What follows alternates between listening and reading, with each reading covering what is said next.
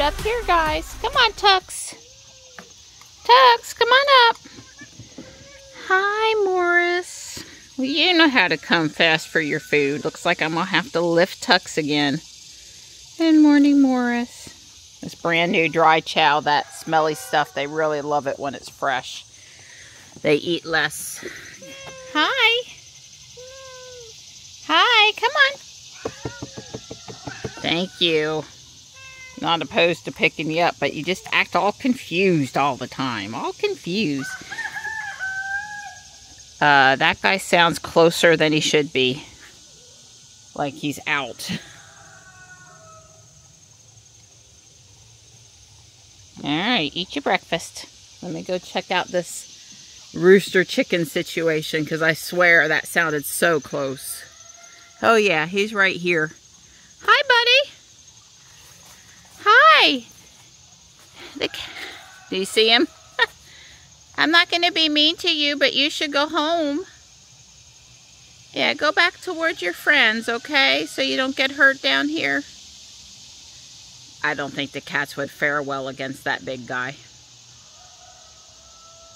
The last time I ran up and tried to tell him one of his birds was out and help, he just wasn't home. So I don't know.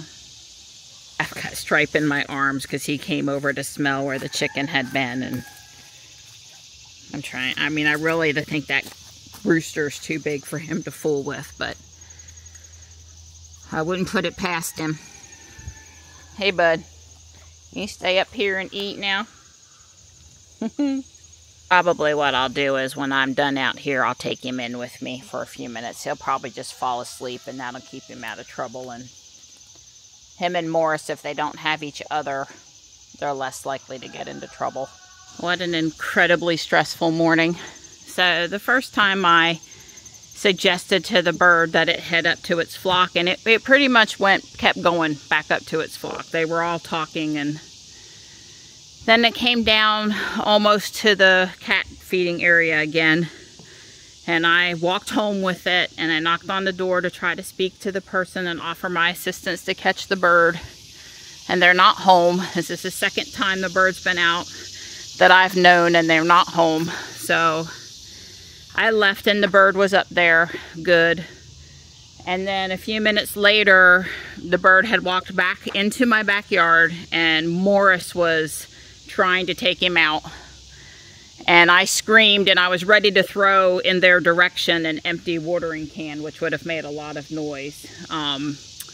But the bird ran, and unfortunately he ran this way. And I mean, he took off. He was in the air 6 feet, you know, he was trying to fly as best a big bird like that can fly. And I don't know where he went now.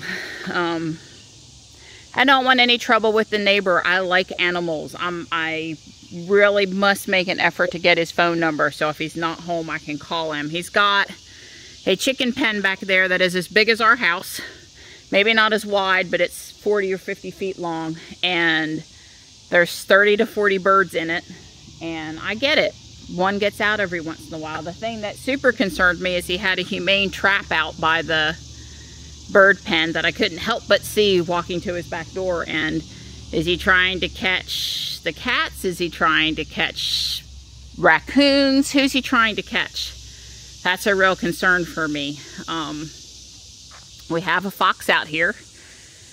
You know, fox is going to try to get in and get a bird. That's just what they do. Hawks will go after baby chickens. They're not going to go after a bird that's bigger than one of my cats. Oh God, no, there it is, walking across the back again. Well, I've got Stripe in the house. Marty and Tux aren't a threat. And I can't do a lot about Morris. Morris was 8. He's eaten, and he went up the hill somewhere, and it wouldn't surprise me if he's stalking one of the kids. If this guy would just stay quiet and go home, it'd be okay. But, you know, coming down to the cat's food area and then making a ton of noise, that's not stealth. I don't know. I tried to encourage Morris not to go that way, but he did anyhow, and I'm so worried. I don't want the rooster hurt. I especially don't want one of my cats hurt. And if my cats are, oh no, Morris is in his chair up there going to sleep, and the bird is headed in his direction, trying to get home most likely. Well, I can't go up there and start screaming at Morris again. I just can't do that. I've tried to help. It is what it is now. And you are not going outside for a while.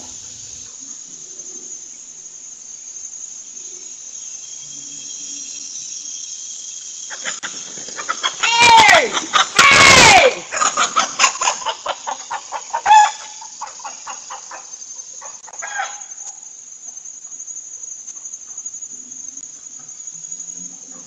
Now you're in the wrong spot. Could you not have stayed up there near your...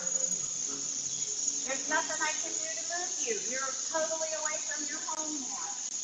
Don's listening to me retell my story because I'm so stressed. And he says he's probably just using the trap for the chickens. That's right. Although I get maybe, I hope so. I just need to exchange phone numbers and make friends with him again. It's been 3 years since I spoke to him. Yeah. And that was the day I traipsed through his yard after Tux and Stripe got in a fight. And I was trying to get Tux back home. Yeah. I know. So, and he was a decent guy that day. But cats and chickens, kitten, that's not right. an issue. Well, the only reason Morris went for him is because he basically walked right up into Morris's feeding area. I've never known the cats to be up there at the fence up there stalking. They're always asleep here in my backyard, so I'm just very stressed. I'm so sorry. I did walk out there and try to water some things this morning. Probably not enough. I probably tomorrow really need to do a hose watering. But I think I've kept up with everything to where nothing will be damaged. I'll get Dawn to go to the street. Hi, pretty girl. Hi. Here you go. Here's some chicken. I was in late last night, so the other bowl's not here. Hi. Hi. Hi, sweetie pea. I've been busy the last few days printing discs for the tea light holder, this thing. Some of you astute people will get the idea, especially if I show you some of the other plates I've been printing. This one has a heart on it. This one is an adorable kitty cat. This one is Christmas colors. This one might bring you some luck. I've been busy. Let's just leave it there. It's amazing how thin the red and the blue are and how fast it did that at the very end. Don's going to pull them off and I'm going to go restart another plate of this. Yep. And then here's Don's list for, okay, I want the blue out, the silver on.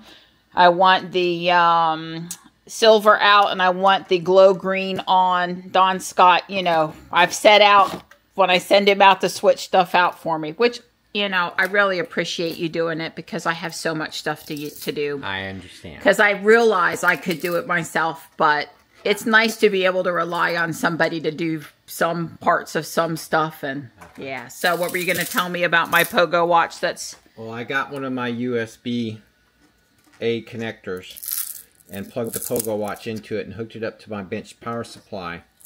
And I measured it very carefully with my fluke meter, not that meter. Set it to 5 volts and plugged it in, and it's drawing. It started at 0.2 amps and now it's down to 1.1 amps. So it's charging right now. The current will drop as it gets closer and closer to 5 volts. This is a constant voltage source. See, it says CV, constant voltage. So it's holding it at 5 volts exactly, measured on the fluke meter, not that little inaccurate display. And as this battery charges up, the current's going to drop. We've been having problems with it, and it's pretty darn new. Right. So we're trying to... Right. Well, the little connector that is really tinfoil thick. I mean, it's not very much of a connector. The little contacts that make connector with the USB port. So it's very fidgety. And I had more control, and I could tell it was making good contact because I could see the amp meter go up. Okay. And so when I was drawing amps, I knew it was charging. So maybe instead of not charging, not holding the charge, it's really not charging properly. Right, never got a good charge. Okay, well, I'll hope that that's true, although you having to charge it out here. But it lasts 4 or 5 days? Well, right. Well, right now, I'm just charging it while we're out here watching it because I don't want the silly thing to overcharge. And, you know, I guess I have a metal pan I could put it in. It wouldn't likely catch fire. Right. I mean, if the little device caught fire, it wouldn't likely spread if it wasn't on a combustible surface.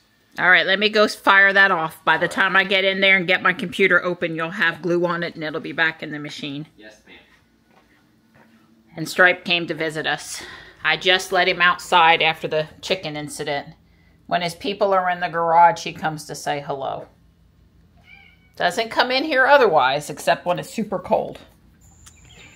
I got the print started. I haven't been showing the time lapses because for prints that are under 4 hours, the time lapse is really too short to put in there. Maybe I could put all of them together and get 15 seconds or something to make it worth it. I'll think about it. Just walked out and saw the goldfinch on the yellow flowers, probably starting to get some seed pods over there. I would so love to see more of that. Are you taking a sun bath now? Hi. Hi, sweet boy. Here's Tuck's man is up with his food. I gave him a pet and lifted him up and got him in a safe spot since we're fixing to pull out. And here we are. I let him walk with me. It's air conditioned, it's nice in here. Now I understand why people don't like the Fuquay Walmart, because this Walmart is actually a cut above for sure. Wow. Noticeably Noticeably better. Just another example. They have the space and it's just nice here. Wow. Yeah, we won't be seeing that at the Fuquay Walmart. It's too small for starters. Don't you think I need those? Yes, absolutely. I don't wear slippers, but Don's getting indoctrinated into the Walmart lifestyle here today, right? Yeah, I guess. So in the grab and go section, they have hard-boiled eggs, 2 for $1.57, which is neither great or bad. And then I got a lot of stuff Don and I wouldn't have. Yeah, that Budweiser. Oh, can I have this after giving blood? I like this. I haven't even seen it in a while.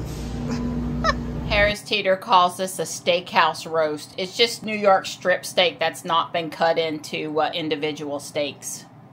That's what's for dinner. Oh, hello. Whoops, so be helpful. There. Try that again. Hello, hello. Did you have a good drive? Yeah. You should come check out what I've been doing on the printer. It's pretty cool. Not that you'll think that holiday themed is cool, but what the printer's doing is cool. Good boy, Stripe. Good boy. Tux, will you let me? Yeah, Tuck says, sorry. I love attention, kitty, right? You're going to love some attention. Hi. Hi, buddy. Hi. Ooh, that looks nice and crusty with all kinds of yummy stuff on it. We mostly demolished the cheese bread, too. I think we ate 2 days worth of food in one day. I can't believe we ate the whole thing. Marty. Hi. Hi, bud. Hi. You gonna roll over? Aw. Aw. Good boy. Good boy. Don't go for my hand. Oh, we're going to back up a different way today. Okay. I got Tux here beside me, hanging out. Bye. Bye.